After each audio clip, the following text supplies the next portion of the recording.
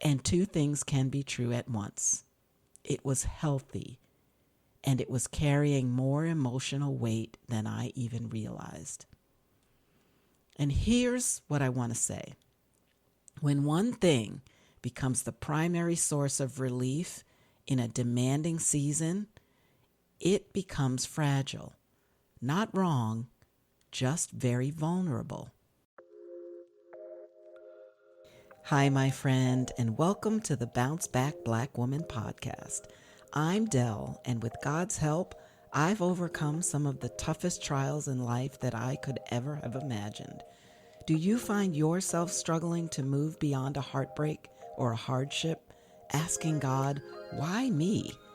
Well, I'm here to help women just like you heal and build the resilience to overcome life's greatest trials.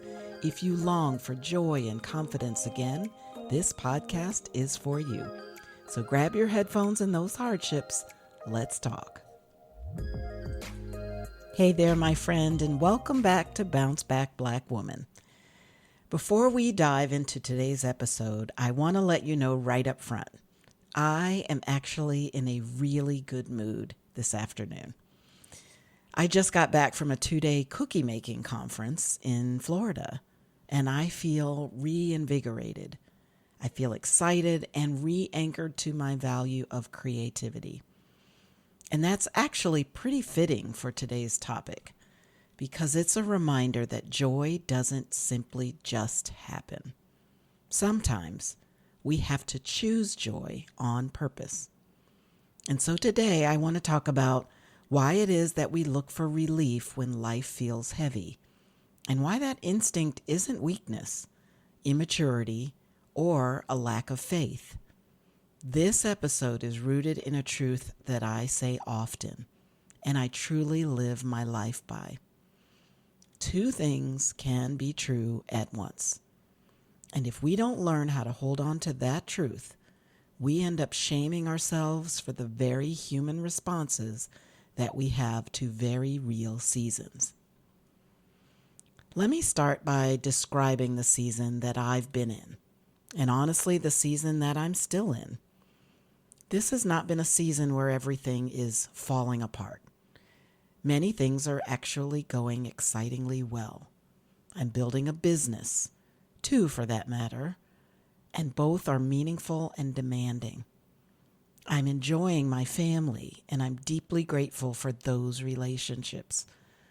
I'm still blessed with financial resources and provision. And two things can be true at once.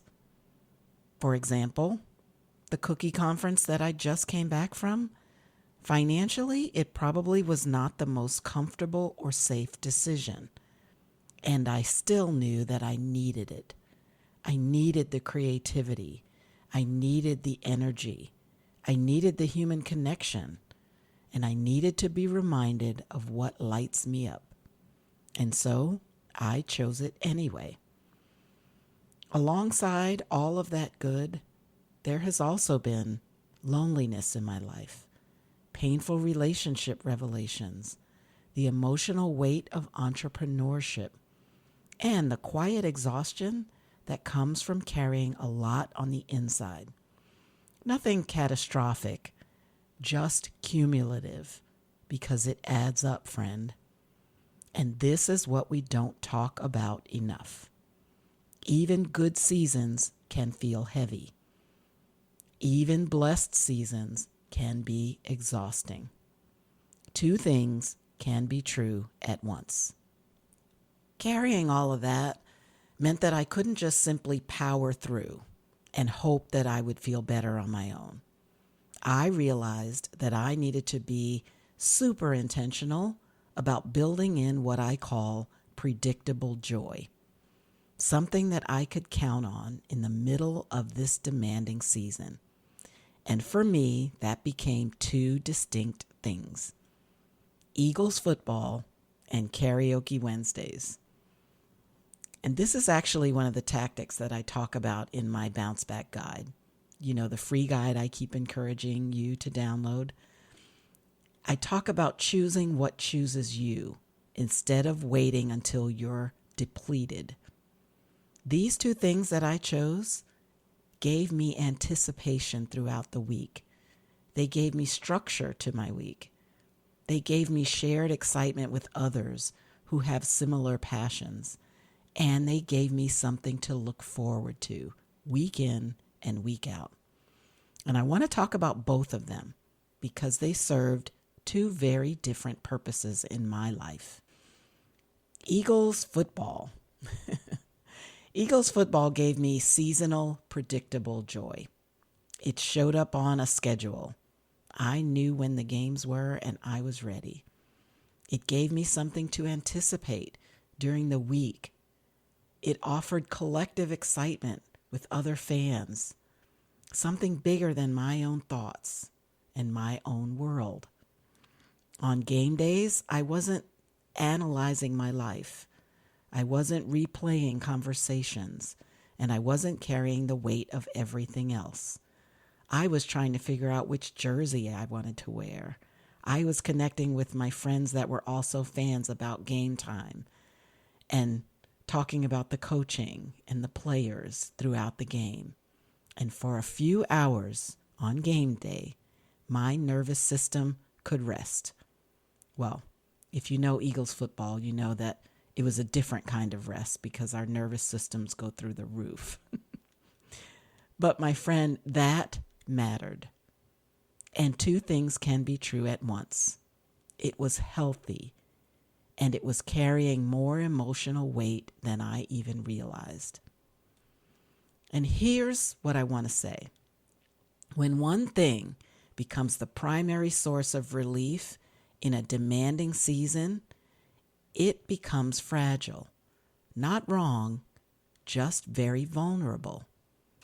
And so during this same season, I also made a relentless commitment to go to what's known in my area as Karaoke Wednesdays.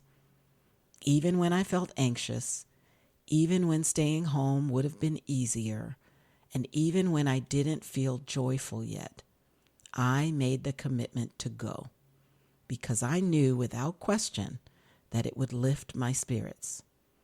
And that, my friend, wasn't accidental escape.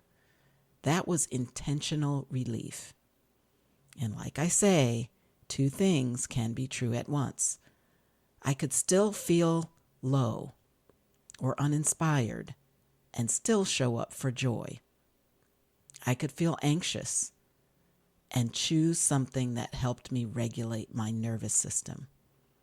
I could honor my own emotions at the time without letting them make every one of my decisions. Friends, sometimes joy isn't stumbled into. Sometimes joy is a practice. Wanting relief is not a character flaw. It's biology.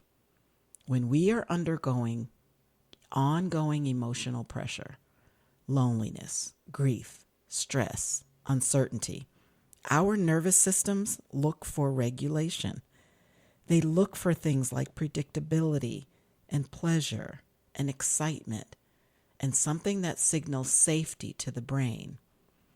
So when you find yourself reaching for something that helps you feel better, you're not weak. You're human. And again, two things can be true at once. You can be grateful and overwhelmed. You can love your life and need a short break from it. So here's why this matters. Choosing predictable joy in tough seasons isn't hard because it's wrong. It's hard because it goes against our natural instincts. When life feels heavy, it often feels easier to let our emotions match the circumstances, to stay in the sadness, to wallow, to suffer quietly and call it realism. Choosing predictable joy requires something different. It asks us to act before we feel better. It asks us to choose relief without waiting for our circumstances to improve.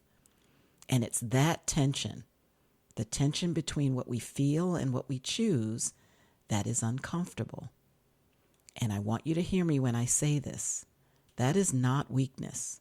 That is growth happening in real time.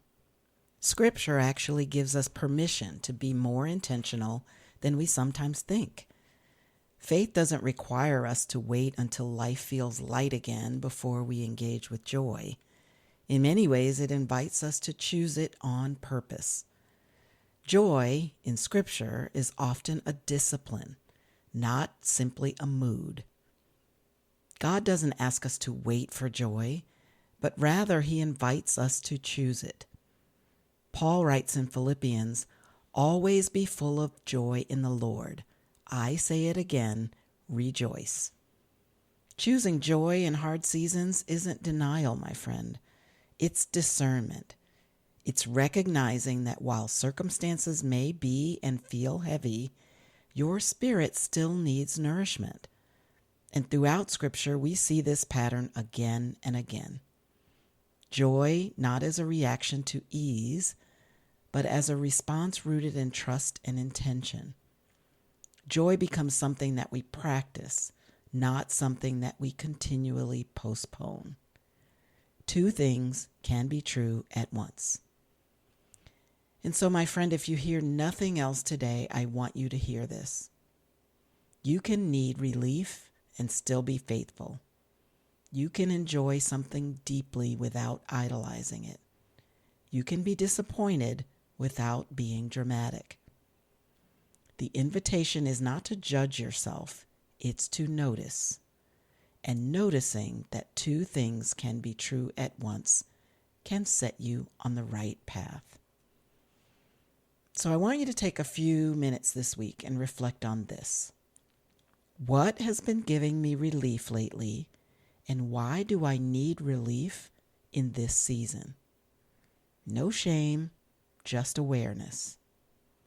If you want to explore that idea more, make sure that you download the free Bounce Back Guide because it's linked in the show notes and it will help you go deeper. And before we go, I want to make sure that you are subscribed to the podcast, and here is why. Because in the next episode, we are going to talk about what happens when the thing that you leaned on for joy doesn't come through for you. When predictable joy disappears, and how we recalibrate without shame and without hardening our hearts. So until then, my friend, be gentle with yourself, because you are not broken, you are human, and we are bouncing back together. Well, that's it for today, my friend. I really hope this episode inspired, encouraged, or just plain comforted you. If so, please share it with a friend who might be struggling in her own healing journey. And if you take a moment to leave a quick review on Apple Podcasts, you'll help other women find encouragement through their heartbreak. Remember that God is holding your hand along this journey, and guess what? I'm holding the other. Life is short, so bounce back, Black woman.